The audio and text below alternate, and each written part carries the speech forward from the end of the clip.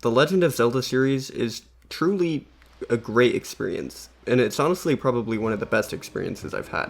I know that sounds a bit much, but it's true. It delivers great puzzles in a world of mystery, and the stories told are fascinating. Recently, I got to experience another story, a journey that the hero of Wind set out on. If you love the Zelda franchise, stay with me as I give you my takes on The Legend of Zelda: The Wind Waker. I have video chapters down below, so if there's a topic you want to skip to, feel free to. This is going to be a pretty long video in order to tell the full story and get my thoughts down, so if you skip, I don't blame you. And if you're new to the channel, please consider subscribing so you can get notified when videos like this one come out. Anyways, let's start with... The story to a Legend of Zelda game is crucial. I know that Nintendo has not prioritized story as much as they have in recent times, but whether they claim it or not, the story is a large part in these games, and The Wind Waker is an example of that. The Wind Waker starts like this. A long time ago, the hero of time sealed away Ganondorf, but his return was inevitable. It took many years, but his evil presence came back into the world, and the people of his kingdom were in fear. Their hero was not there to help them, and they were left alone to deal with this. So they prayed to their gods. The Wind Waker is set in a time where the old kingdom and its secrets have been buried. The full picture is not given to the player at the start of the game. The player doesn't know what became of this kingdom, and neither do any of the characters in the game. At least for the people above the waves. That is something this game does a great job at. It allows for the player to go on this journey and learn more about what became of this kingdom. Link is someone who's not from this kingdom. He's just a kid who lives a simple life on an island, and somehow this kid was destined to be the new hero, to save its people. This iteration of Link lives with his sister and grandmother. I don't recall him ever having his family in the game with him. It was either him with the Kokiri, where he was left to grow up, or him living on some sky islands with friends. I also should quickly point out that the only Zelda games I've played so far are Skyward Sword, Tears of the Kingdom, Breath of the Wild, Ocarina of Time, Majora's Mask, Echoes of Wisdom, and obviously The Wind Waker. So if Link has a family in any of the other games, well, then I'm sorry for not knowing. The point is, I think it's nice we get to see his relationship with his family, and it makes it all the more sad when he has to leave his grandmother for his quest. His quest starts as simple as this. His sister was kidnapped by a bird, and these pirates had also arrived at the island. You can already tell this is going to lead to a lot more of a sinister plot, with the previous given info of the hero not being there for its people, leaving the fate of the kingdom up to the gods. And it's exactly that. On your journey to find your sister, you learn she has been taken to the Forsaken Fortress. It is a place crowded with lots of monsters, and the game considers it a dungeon, which I disagree with. But I'll talk about this place more in the dungeon section of this video. For now, all I need to say is when you get to the top, you do find Link's sister and also a bunch of other girls. Which leads you to the question, why are these girls being kidnapped by birds and brought here? The game does answer this, but it's way too early to know that for now. Before Link has the chance to free his sister, the bird gets him and we see the camera pan. And this is where you realize, Link just got mixed up into some big stuff. This whole sequence is just so good. You hear the wind breezing by, the slow but menacing theme creeping into the atmosphere, and all of it to reveal the King of Evil. Ganondorf has returned.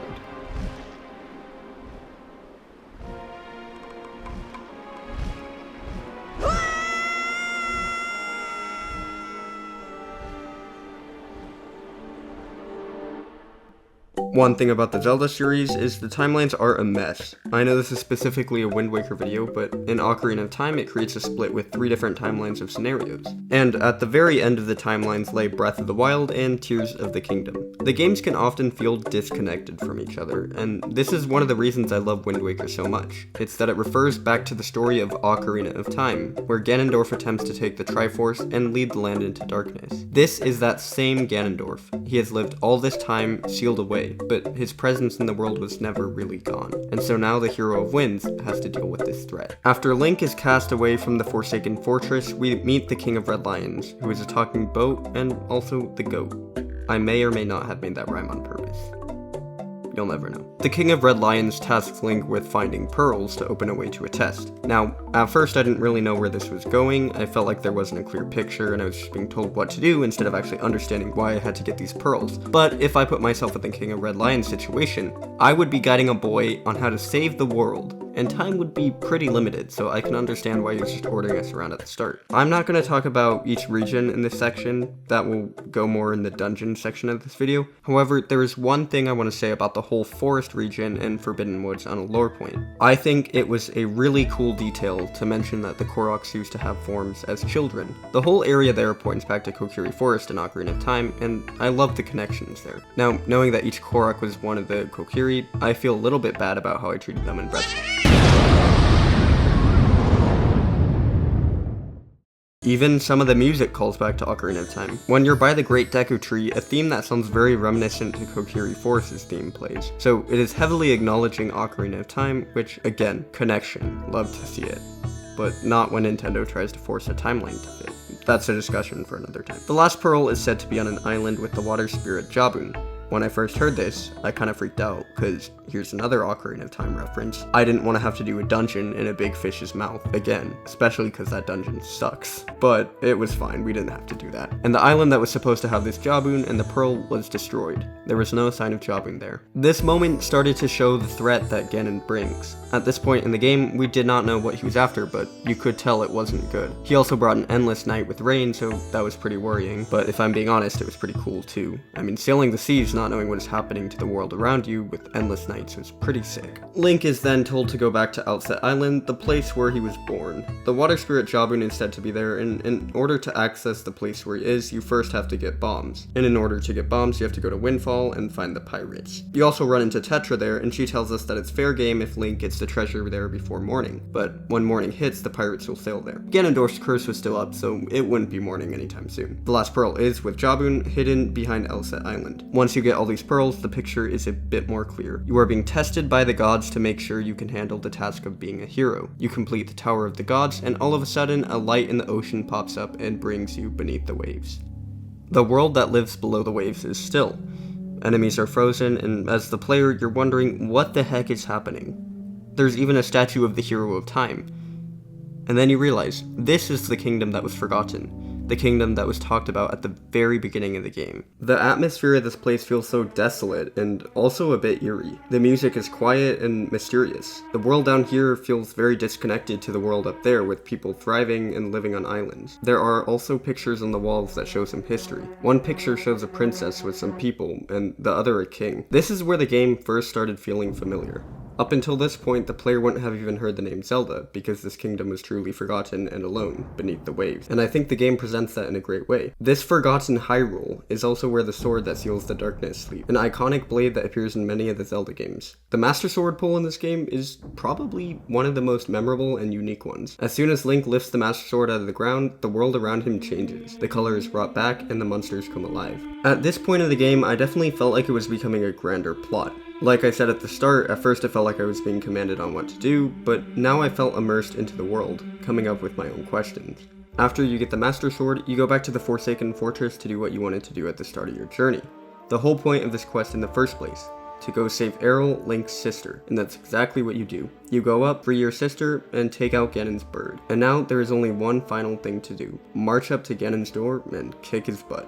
Although that's not what happens, because Ganon shows he can beat the crap out of Link. Link is way too weak for this confrontation. Ganondorf tells Link that the sword he removed from the pedestal was a key to a seal holding him in its magic. Now that the seal is broken, he can use his magic. So, by removing the sword, Ganondorf is basically free. Just as Ganondorf is about to slay Link, Tetra the pirate swoops in. She tries to distract Ganon, but that's when the plot twist hits. Ganon's Triforce of Power starts resonating, and oh my gosh, that sun smile was so creepy. It gave me the chills. The theme starts to change to Princess Zelda's Lullaby, and Ganondorf announces he has finally found Zelda. To be honest, I kind of put this together before. I had seen clips from Wind Waker and knew that a Princess Zelda was going to exist in this game, but some part of me was still in shock. I felt the plot twist was executed pretty well, and also this moment revealed that the reason he was kidnapping girls in the first place was to find Princess Zelda and steal her Triforce. Once he had all the Triforce pieces, he could place his hand on it and make a wish. The Rito birds Komali and the postman fly in to save Link and Tetra. I'm not sure how they knew their location, but they are postmen, so they're probably trained for that kind of stuff. This is where we get yet another plot twist. Link and Tetra return to the kingdom of Hyrule, and it is revealed that the King of Red Lions, aka Link's boat, aka Larry, if you've watched DB Geek's playthrough, is the King of Hyrule, the old king who was in those paintings. The king then tells the truth of what happened to this kingdom. After Ganon had returned, there was nothing the people could do but plead to the gods. The gods answered by sealing away Hyrule and Ganon with it, in fear that Ganon would take over the world. They sent endless rains to bury Hyrule, and the islands above the sea were the mountaintops of Hyrule. The gods sent people to the top of those mountaintops and continued life. It is revealed that these people are the ancestors of Link and Tetra, and that Tetra's necklace is a piece of the Triforce of Wisdom, which was passed down through the royal family. That is a lot of lore in like the span of 2 minutes of the game. I love when Zelda games do this. They build up the mystery of what is really happening and drop a huge bombshell like this on you. The power of linear storytelling. I just wish that was in Tears of the Kingdom, but that's a discussion for another time. And now, with the king having the final piece of the Triforce of Wisdom, he gives it to Tetra, instantly turning her into the iconic Zelda that we all know and love. She realizes this is her purpose in the world, and a role she does have to fulfill. That's a lot of pressure to put on a kid, but desperate times call for desperate measures. One minute you're a pirate sailing the seas, and the next, you're the most important person on the planet with a destiny to fulfill. The final step is for Link to restore power to his Master Sword and defeat Ganon before he can take over the land once again. But I will talk about the ending of the game as the last section in this video. For now, let's go to... After your sister is kidnapped, you get on a boat to go with the pirates. This brings you to the Forsaken Fortress, and I do not like this dungeon. Because you are shot out of a cannon into the Forsaken Fortress, Link loses his sword and has to do the whole thing stealthy. It is one giant stealth mission. Normally, I like stealth missions. I think the Yiga Clan stealth mission was fine in Breath of the Wild, and even the Skyward Sword stealth mission wasn't that bad. But the Forsaken Fortress, it just didn't work for me. First off, everything in it looks exactly the same. For most of my time in there, I had no idea where I was going. There are so many rooms that just look so identical. They have the same ropes, they have the same design, it's the same everywhere. You just can't tell where you're going. Second, if you get caught, you have to go into this jail and start from it every single time. There's also these barrels you can use to hide in, but the rats will come at you and swipe the barrel away from you, revealing you to the moblins, which is very unfortunate because then you get sent back to the beginning with the jail and have to do everything over again with all of that same confusion of not knowing the rooms. Honestly, I don't understand why the game considers this a dungeon, because it's not a dungeon. A dungeon consists of having locked doors with small keys you have to find, and puzzles that you have to solve. None of that was in the Forsaken Fortress. Instead, you have to sneak up, go to the top, turn off each light, and find your sword and sister. Overall, I just didn't enjoy my time in the Forsaken Fortress, and it made me worried for what the rest of the game would hold. It wasn't a great way to start a new Zelda game. One thing I do have to give the Forsaken Fortress credit for is this is where you get your first glimpse of Ganondorf with that really cool cutscene. The next dungeon is at Dragon Roost Island. When you arrive at the island, the King of Red Lions gives you the Wind Waker. It's not needed until after the dungeon, but it'll become a pretty important tool for Link's journey. The Wind Waker is a conductor stick that can be used for many different purposes. The most common purpose is changing the wind's direction. Now, when I first used it, I had a lot of trouble using it, if I'm being honest. For whatever reason, I couldn't match up the joystick movements in time, and I was pretty skill issued at it. But as I played the game, it got a lot easier, and I guess I just got used to it. I don't know. I don't really know how that happened, but yeah. I don't really know how I struggled in the first place. That being said, the Wind Waker is used really, really often in this game. Like, literally anytime I'm sailing, I have to switch the wind direction, which can be tedious. The nice thing for people who have the HD version is they added a sail, so it automatically catches the wind and you can go wherever you want, but unfortunately I'm playing on the GameCube version, so I didn't have that. Dragon Roost Island. I freaking love that theme, and the Colgera theme in Tears of the Kingdom does a callback to this, which is pretty neat. Dragon Roost Island is where all of the Rito live, and it's where the first actual dungeon is. I'm sorry, but Forsaken Fortress is not a dungeon. I love the setup puzzle to get into Dragon Roost Cavern. The bomb flowers have withered and died, and there is no way up to the entrance of the dungeon. The solution is to scoop up some water in a bottle, pour it onto a bomb flower so it regrows, then you can use that bomb flower to explode the rock, blocking the spring, and now that the rock is gone, the water fills up and you can swim across. That is some great puzzle design. The dungeon itself is Dragon Roost Cavern, and this cavern is inside a volcano. There have been problems with the Spirit Valoo and has been causing harm on the Rito of Dragon Roost Island, so Link is here to fix it. It turns out there is a creature underneath Valoo that is tugging on his tail, causing all of this to occur. One really cool feature that the dungeon introduced were the teleporting pots. There are some spread throughout the dungeon in this game, and there is always one at the start and one by the boss door. That way, if you have already made your way to the end, but somehow got lost back near the start, you can jump into the pot and it will bring you to the boss door. The dungeon has classic puzzles like lighting torches to make a way through, and plenty of enemies too. I think this is one of the better fire dungeons, but I didn't find anything special about it either. It also has jugs of water that you can throw onto the lava to make a path across. One part I did have trouble with was the outside part. For whatever reason, I kept falling off and starting back by the bottom door. This is a complete skill issue on me. I don't know what force made me decide to just jump off a bridge. But yeah, overall this dungeon was pretty solid, but like I said before, there was nothing that really stood out to me. The dungeon item is the grappling hook, which was also a pretty cool item. And after every dungeon is a boss, except the Forsaken Fortress also didn't have a boss. So that's further proof that the Forsaken Fortress is not a dungeon. But anyways, the boss of this dungeon was a pretty fun one. You have to use the grappling hook to latch onto Valoo's tail and pull on it. This will cause a big rock to fall on Gohma's head. You do this a couple more times, and eventually it cracks the shell around him, and you can just use the grappling hook and slice him up with your sword. It's just a really fun boss fight, and yeah, there's not really much else to say about that. After defeating this boss, you fix the problem on Dragon Roost Island, and you get the very first pearl. The next dungeon is the Forbidden Woods. After sailing to the Forest Haven, you meet the Great Deku Tree, and you get the Wind Leaf from it. This item acts as a paraglider, but it can also be a gust of wind when you swing it. It turns out, one of the Koroks Makar is missing, and the Great Deku Tree needs him for their ceremony. Link has to go over to the Forbidden Woods and rescue Makar, and this is where the next dungeon is. Unfortunately, I don't have many clips from this dungeon because I decided to play it off camera, but I'll briefly go over it. The Forbidden Woods is a foresty area. In fact, I believe I saw on YouTube that Zarya's house can be found in here, which is a really neat detail. The dungeon itself relies on using the boomerang for certain things, which is the dungeon item. I also remember having to cut down a leaf with the boomerang and using it as a boat paired with the wind leaf. I thought that was a really cool solution to the puzzle, and I also just started playing the Minish Cap where there's something like that. There's also a few times where you have to carry a seed and throw it at a door to cut off its barriers. Sometimes you have to use a sort of pulley device to get yourself there, and I cannot tell you how many times I fell off that. Like, I really think falling is my strongest method in this game. I really like the environment of this dungeon. I think most of the time where there's a forest region, it's usually pretty good.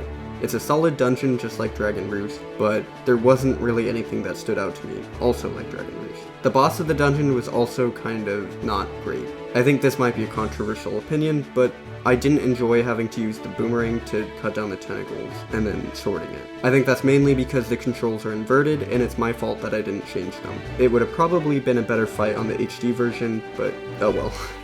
Overall, solid dungeon with a great atmosphere, but I didn't love the boss at the end. After completing this dungeon, you also get a pearl and free Makar. The Great Deku Tree has a ceremony, and the Koroks go off to plant new seed for the next Deku Tree. That wraps up the forest region. At this point, you would get the third pearl from Jabun. Once you have all three pearls, the King of Red Lions instructs you to place them each in a statue. This brings up the Tower of the Gods, the next dungeon. Now, unlike the last couple of dungeons, this one is unique. For most dungeons, Link goes in alone. However, since there is water in this one, you can take the King of Red Lions into it. The water is constantly rising and lowering, so some puzzles have to be timed well. The music in this dungeon is also very fitting, and all the designs are great too. For this dungeon, a lot of the tricks are to be patient. For example, when the water level rises, there's a certain puzzle where a box has to be up on a button. When it's on that button, a magic bridge appears, giving you time to cross it. But if you time it wrong and the water rises, the box rises off the button and the bridge disappears. The puzzles sound simple, but some really do make you think. The water is not the only unique thing about this dungeon though. Using the Wind Waker, you can learn a new melody called the Command Melody. This allows you to control these statues that you need to get into another room. You have to know the right places to place Link while controlling the statue, otherwise you could mess up the puzzle. The dungeon item is a bow and arrow, a classic one, but it definitely helps for the dungeon and Link's journey. This dungeon is honestly one of the best ones in my opinion. Not just out of the Wind Waker, but also in general of the Zelda franchise. This could be recency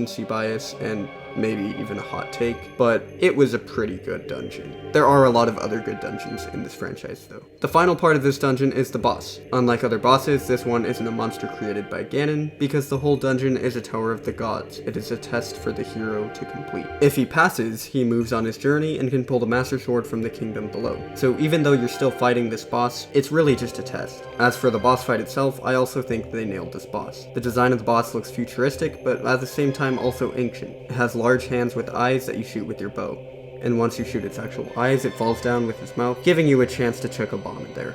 A classic move we see in many Zelda games. This type of boss is also seen in a lot of games, like Mario Odyssey. There's a boss in the Sand Kingdom that's kind of like that, and also in Ocarina of Time, the Bongo Bongo boss. But I still love this boss, and I think it's better than all of those, so yeah. And even if you run out of arrows, it's nice enough to give you more. It's a great boss fight, but it's actually still not my favorite dungeon boss in the Wind Waker. That one is saved for a later one. This next one isn't a dungeon. Like I've said, the Forsaken Fortress is not a dungeon. No, God! No, God, please, no! No! No!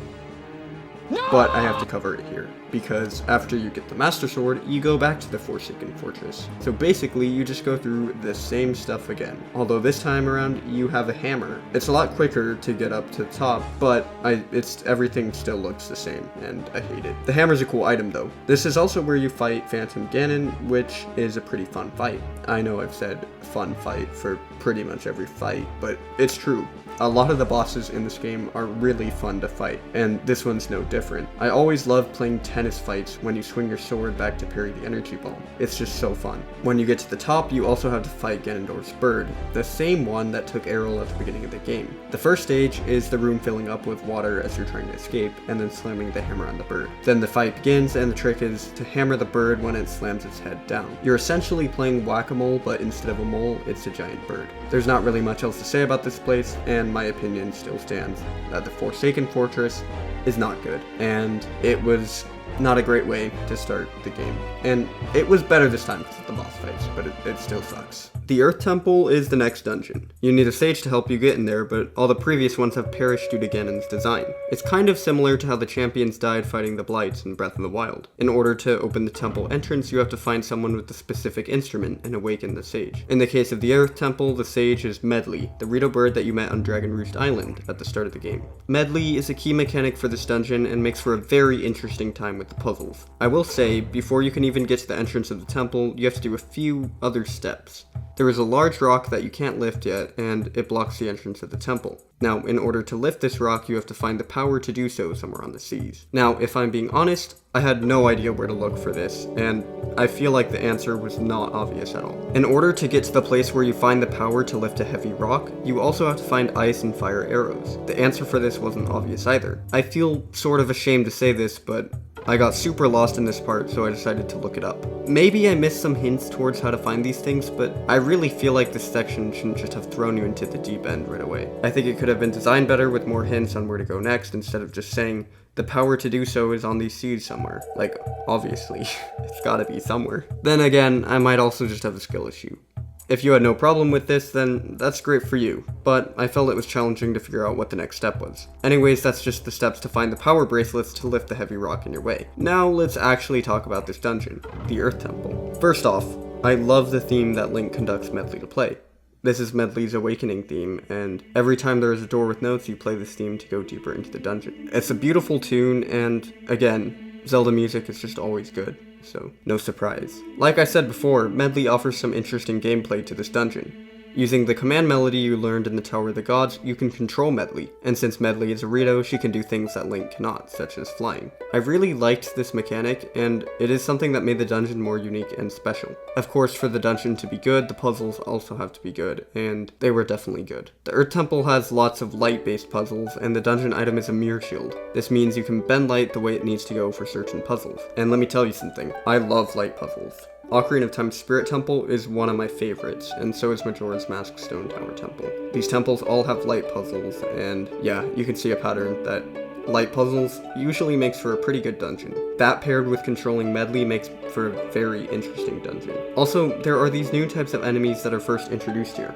we see the return of the Redeads. Their shriek is so scary, but I still think the Ocarina of Time ones takes the prize for being the creepiest. Another creepy enemy is the Selphos. You have to completely take out its head so it won't put itself back together again. Another enemy is Pose, which is sort of the theming for this dungeon. We also see a new Choo-Choo type, which actually is the key for some of these puzzles. When light hits the Choo-Choo, it turns to stone, making it perfect for button pressing. The dungeon design is really good. However, as much as I've been praising this dungeon, there is one thing that really affected my experience. The controls. I don't know why. I don't know if it's just the GameCube version or because the GameCube version is on the Switch too, but the mirror shield never pointed the light to where I wanted it to go. And the fact is, I knew exactly where it was supposed to go and what I had to do, but for a lot of times the light would disappear from my shield. When I watched playthroughs of other people, it seemed like this issue was fixed for the HD version, but if I didn't have this issue, this would probably be my favorite dungeon in The Wind Waker. Who knows, maybe if I play it on the HD someday, it will be perfect. The boss is a giant Poe that is made up of many little Poes. I actually really enjoyed this fight. The way to defeat him is to use the mirror shield to make the Poe solid or reachable, and then you pick it up and throw it at a spiky wall. Then the Poes all scatter out and you have to defeat each one before they form up. It's a very unique boss fight, and I'm totally down for that. Next is the Wind Temple. Like the Earth Temple, a sage is needed for this one, and so is an item. The item for this is the Iron Boots, which can be acquired from an ice island. The solution is to use them so the wind blowing away from the temple entrance doesn't blow Link away. Again, I think they should have given more hints on how to find these boots because I got pretty lost and had to resort to the internet yet again. The sage for the Wind Temple is the Korok Makar, which is the same Korok that you rescued in the Forbidden Woods. Like Medli, you can control Makar with the command melody, and also like Medli, Makar can fly. Also, I don't know how I just realized this, but Medli and Melody, that can't be a coincidence. But Makar can also plant trees in certain spots, which was also a cool mechanic for the temple. At first I didn't see where they were going with the trees, but then I saw a target symbol and I could instantly guess what the dungeon item was going to be. The Wind Temple also has these springs that you can use the iron boots on, and then if you take them off, you go flying. I'll also admit I had no idea what to do with the spring for a while, but this is completely my fault because all the items I needed for this I already had. Anyways, once I figured out how to use it, it ended up being a pretty cool feature. There was also a whole section where Makar gets taken by the Floor Masters, and I really do want to call them Gloom Hands because it's Tears of the Kingdom, but I know Wind Waker is first. But anyways, the Floor Masters imprison Makar, and you have to figure out how to get him out. There are a lot of puzzles before you get back to him, but there are also encounters with my least favorite enemy. The Wizrobes are so annoying in this game. I think they did appear in other dungeons before this, but man, they were just so annoying in this one. First off, whenever I hear them make that siren sound, it gives me the same anxiety as Guardians from Breath of the Wild. And they can just shoot their fireballs at you while you're trying to glide and get somewhere. The most annoying part is some variations of the Wizrobes can actually spawn more enemies. I don't think there's a part in this particular dungeon where the Wizrobes spawn enemies, but these guys, they're not fun. Anyways, once you get to a certain switch, you can open up the floor, which you later found out will be a giant fan. And you find out what the dungeon item is. Wow, no way, it's a hookshot. Who would have guessed, with all of the little hookshot symbols all around the dungeon? Mind absolutely blown. But in all seriousness, the hookshot has and always will be a great item. It was also sort of difficult to move around, but again, I think that's because it's the GameCube version. The HD would probably be smoother. Once you have the hookshot, you can free Makar by equipping the iron boots and shooting the hookshot at the giant rock blocking the cell. Other than those control problems with the hookshot, I'd say this dungeon is pretty good. It has challenging foes with puzzles that will stump you. By the way, the trees are also hookshot targets. The boss. Oh my gosh. I talked about earlier how there is a boss in this game that I think is better than the last one in the Tower of the Gods, and it's now come to this. This is my favorite dungeon boss in this game. It takes place in a large arena filled with sand, and the music slaps. Like, I genuinely find myself humming that tune in the shower, and I'm not ashamed to admit that. In fact, a lot of the Wind Waker tunes are great. The song that plays while you travel through the seas makes your journey all the more exciting. The music on certain islands like Windfall is lively and cheery, and I love it. Apart from the music being absolutely great, the boss fight is also designed really well. It's a giant sand monster that creeps down into the sand with eel-like creatures also coming at you. The way to beat it is to use the hookshot to pull in the enemies, kill them off, and then use the hookshot at the tongue of the monster to bring it in and sword it. You have to be really careful though because the creature creates sinkholes that tries to suck you down into its mouth. It kinda reminds me of the Sarlacc pit in Star Wars. I also get vibes of the Water Temple boss in Ocarina of Time. And if I'm being honest, I'm pretty sure the Water Temple boss is widely hated, and I could be wrong, but I personally enjoyed it a lot. I do think this fight is a better one, but this isn't a ranking video, so that doesn't really matter. Also, the name of this boss is Molgera, and it's in the Wind Temple, and the Tears of the Kingdom boss in the Wind Temple is Colgera. Probably Colgera as in cold, because that's the environment in Tears of the Kingdom, and Molgera as in mole, like a mole burrowing down into the sand. Overall, this is just a really great boss fight, and I was glad to do it again in Ganon's Tower, which is the final part of this video. However, we aren't there quite yet, because we first have to cover... I love this game. I don't think that's any secret. It's a great game. However, there are always areas or sections of a Zelda game that I just don't enjoy. For example, I think Jabu Jabu is one of the worst dungeons ever, and I never want to replay it. So, as much as I have loved and praised parts of this game, there are some parts that I really hate. Welcome to the worst quest ever made, also known as the Triforce quest. Now, I knew this quest was coming way before I played this game. It has been widely talked about, and I knew I was going to be in for something. I also knew that the HD version of this quest was actually fixed to be a lot more bearable. However, let me remind you, I'm playing on the GameCube version, not the HD version. Again, I want to get this through your head.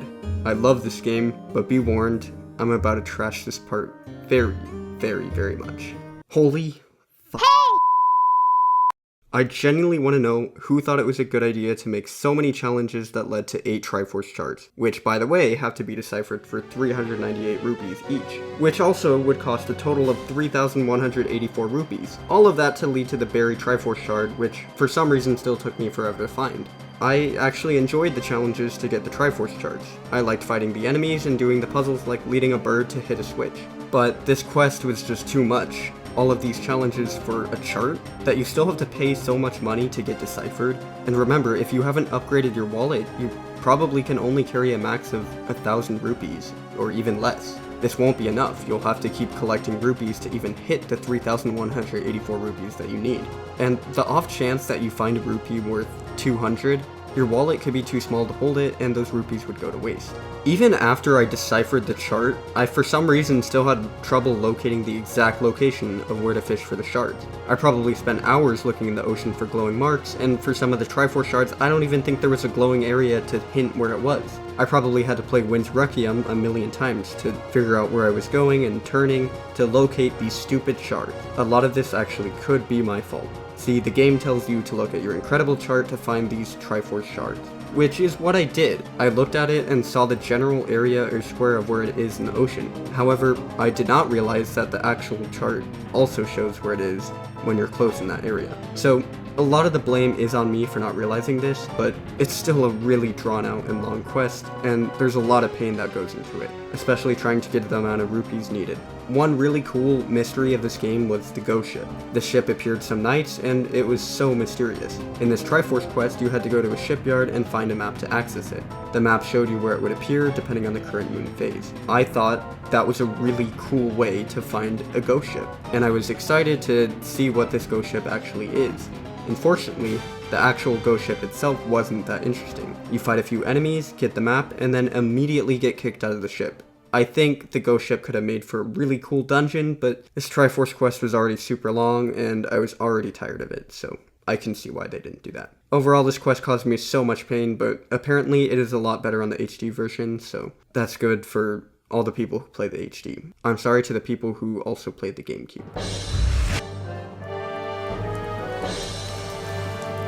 I know the last section was dungeons, and Ganon's Tower is still a dungeon, but for this section, I feel like it needs to be a combination of everything. This is the end of the game. It includes the results of the story, the final dungeon, and the final boss fight. After assembling the full Triforce of Courage, after that really long and annoying quest, Link is told to head down below to Hyrule Kingdom once again. And once he's there, Zelda is standing right in front of him and disappears into light. Yeah, we've all seen this trick before, Ganondorf, you can't fool us. once, not again. I think it was pretty obvious something was not right. Anyways, Ganondorf sends some Darknuts to go take out Link, and I don't think I've actually gotten to mention this yet, but the combat in this game is pretty satisfying. I know really you're just spamming your sword, but when you actually time hit that parry, it's really cool to pull off. And that move is really useful for the Darknut fights. Once you're done cleaning up the enemies, the King of Red Lions tells you that the Master Sword can now cut through the barrier surrounding Hyrule Castle. That's because of its sacred power being returned to the blade. It's cool that you got to see a little bit of Hyrule on the path to Ganon's Tower, but I do wish that we got to be able to explore more. It would be pretty cool to see everything that's buried beneath the sea. I also find it interesting that the music outside in Hyrule is very calming. It's a lot different to what you're normally used to with Hyrule Field's theme blasting or the Termina theme. But I think that it signifies that this kingdom is in shambles with no more people living in it. It's a deserted place with a sad history, and that's why its theme is so quiet. Once you get into Ganon's Tower, you can hear the menacing theme of Ganondorf start to creep up. It's very reminiscent to climbing up Hyrule Castle in Ocarina of Time. Ganon's Tower is a dungeon, and it requires you to do 4 different puzzle rooms that have the same environment as Dragon Roost, Forbidden Woods, Wind Temple, and Earth Temple. After each room, there's a boss fight, which is the same bosses as the ones you have previously fought in the game. I'm gonna be 100% honest here, I don't like that idea. I think it's fine to have optional refights in games, but to make it required to fight the same boss you had just fought in an earlier dungeon. And with this take, you could already tell that I don't like the imprisoned boss fight in Skyward Sword. I don't think anyone does. Also, if there is a boss fight I didn't like, I wouldn't want to redo it again. For example, I didn't love the Forbidden Woods boss fight and I had to redo it. Other than that, the puzzles leading to this are also just okay. The one with the lava took me the longest time to figure out, and I don't even think I did the correct solution, because I ended up using my Deku Leaf to get across. The Earth Temple one was probably my favorite. You had to run across to the end with all of these tombs opening up, use light to solidify a choo-choo, and take that stone and place it on a button so you can go up the stairs.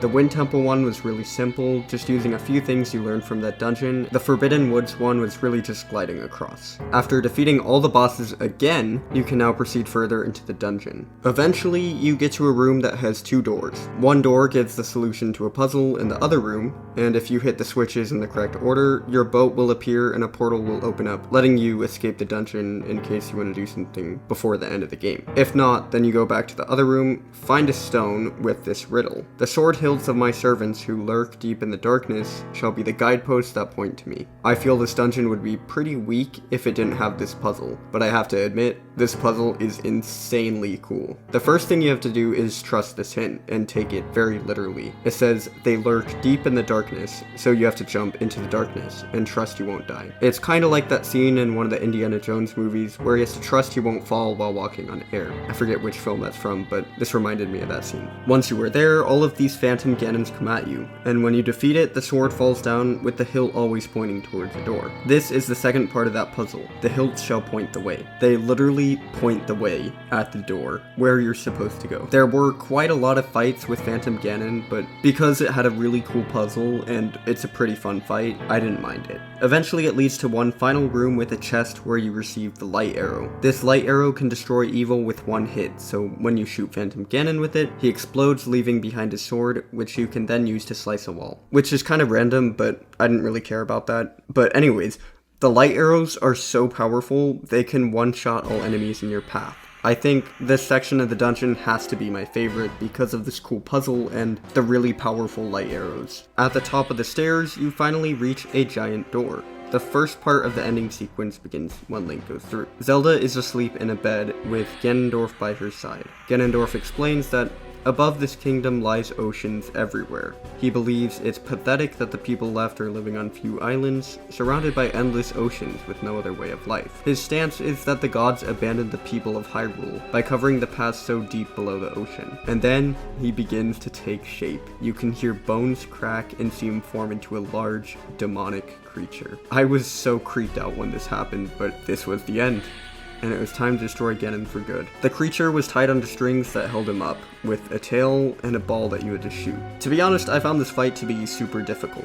I already said I didn't love the fight in the Forbidden Woods because the boomerang was difficult to cut all the tentacles. This was kind of the same principle. I had to cut down all the strings with the boomerang for an easier shot at the blue ball. However, whenever I did this, he would always get back up super quickly. Like rapid fast, which made this fight way too difficult. I will say I think the music was very fitting. It was super eerie at times, and it fit the fight perfectly, but the actual stage 1 was not great. Stage 2 was actually a lot easier than the first one. Ganon turns into a spider and falls down on you, and you have to use the reflection of the water to tell where the blue ball will be. Although, I didn't actually realize that's how you're supposed to do this fight, I found that out after. So really I just relied on the luck of the blue ball being next to me. In the third form, he turns into a snake creature, and you have to use bombs to slow him down so you can hit the blue ball with the light arrows. Again, I didn't really like the idea of always having to shoot the blue ball, but it turned out this was not the final fight. Thank gosh, because that would have been a very weak ending. Thankfully, the ending to this game is probably the strongest ending to any Zelda game. And maybe I'm saying that because of recency bias, but I don't care. So, after beating Puppet Ganon, he leaves a string for you to climb up to, and you enter the final battle. When you go through the door, you end up at the top of Ganon's tower. It's just you, a very knocked out Zelda, and Ganondorf. Ganondorf explains that he never grew up in a place of love and comfort. He grew up in the desert with the harsh winds carrying death. He says he coveted the wind of Hyrule. I find it very interesting because you can kind of see where this Ganondorf is coming from. His jealousy of a perfect kingdom led to his belief that he should rule over Hyrule.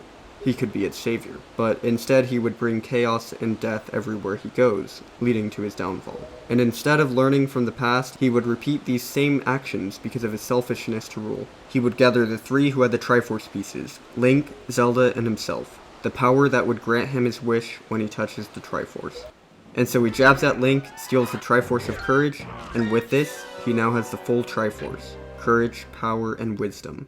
The Triforce then assembles and becomes whole again. Ganondorf wishes for the land of Hyrule to be opened again, for him to be the ruler over all of Hyrule. But because of his ambition and pride, he forgets one small thing. He was not touching the Triforce. And the king shows up out of nowhere and touches it. I'm actually still not sure if the king is alive or a spirit. In one of the earlier cutscenes we saw him teleporting like a ghost could, but maybe he's alive for the sole purpose of putting an end to Ganon. He wishes for a future for the children and people, and for the old ways to be washed away and destroyed, including him and Ganondorf. The king's wish is fulfilled. An endless downpour of rain begins, and Ganondorf scoffs and laughs at the idea of this. Zelda also suddenly awakens, handing the Master Sword back to Link. At this point, Ganon has accepted his fate. However, he will make sure to take away any hope that these children have been promised. And now begins the fight. I've heard from many people how good this fight is, including from my best friend. Shout out to him if he's watching this video. I had very high expectations for this fight, and it definitely delivered. Fighting Ganondorf while the world is flooding right before your eyes has got to be up there with the Demise fight in Skyward Sword, and Tears of the Kingdom's final fight. And I love all three of those. The music is great as always, and Ganondorf has two swords, which is also awesome. On top of that, you are actually fighting alongside Zelda. While you are distracting Ganondorf with your sword skills, Zelda is aiming the bow of light at him, trying to get a good shot. After Zelda gets a direct hit on him, Ganondorf knocks her down, and now it's a one-on-one battle for now. Link can swoop in, try to dodge his spin attacks, and attack back. Eventually, Zelda gets back up and tells you her plan. She's gonna shoot at Link, and Link will use his mirror shield to deflect the light arrow at Ganondorf. It's a very creative way to end the fight. I was down to about 3 hearts by the end of this, so I would say it was a challenging enough fight. I wish it was a longer fight though, because it was a really epic way to close out this game. Anyways, I held up the mirror shield, and the light arrow got deflected straight into Ganondorf. Link then goes in for the final blow, the Master Sword right into Ganondorf's skull. His final words, the wind. It is blowing. And then he turns to stone. The king made a selfless wish, for the hope that Link and Zelda can forge their own path, and the people could be safe from Ganondorf's evil for the rest of their days. The ancient ways will be buried and destroyed at the bottom of the ocean, for eternity. And then the ocean collapses and floods the land, and Link and Zelda are protected just as the king had wished. Link reaches out to help save the king, but the king accepts to die, to throw out the last of the old ways.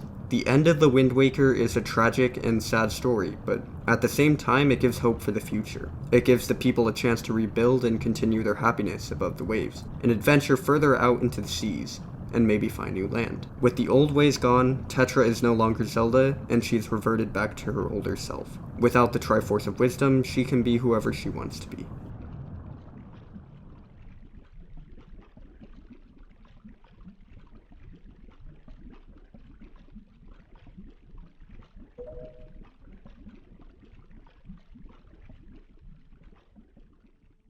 So, from a simple plot of a boy going out to save his sister, he discovered a more sinister plot at play, the return of the evil Gerudo King Ganondorf. He has uncovered the secrets of the Old Kingdom and eradicated the world of Ganondorf, the same Ganondorf that transformed Hyrule ages ago in Ocarina of Time. This game was just so great to experience, and the story and ending was phenomenal. The game offered great challenges in dungeons and boss fights, and even though there were sections to this game that weren't the greatest, as a whole, it's gotta be one of my favorite Zelda games. I didn't talk much about the minigames and side quests, so I'll quickly just say it offered some fun games like the Sploosh Kabloom, and a boat game that helped me get a lot of money for the Triforce quest. Like seriously, that is how I farmed my rupees. Traveling the seas never got boring for me, although it was sometimes annoying to have to use the Wind Waker so often, but that didn't stop me from loving this game. If you're hearing this, thanks for sticking to the end of the video. I appreciate you being here and listening to my experience with the Wind Waker. This was a really long video, so that's amazing if you watched the whole thing. I hope that you found some ideas that you could agree with and enjoy, and if not, let me know your opinions down in the comments. If you enjoyed the video, please think about subscribing as it's free and it tells me you want more content like this. I also have a Discord channel down in the description, and it would be great if you joined. I'm trying to add more people so that they can have a fun time and discuss whatever they want in there. Maybe you have some Zelda hot takes you need to get out, I don't know. Anyways, I appreciate you, and this has been TN Legends signing off.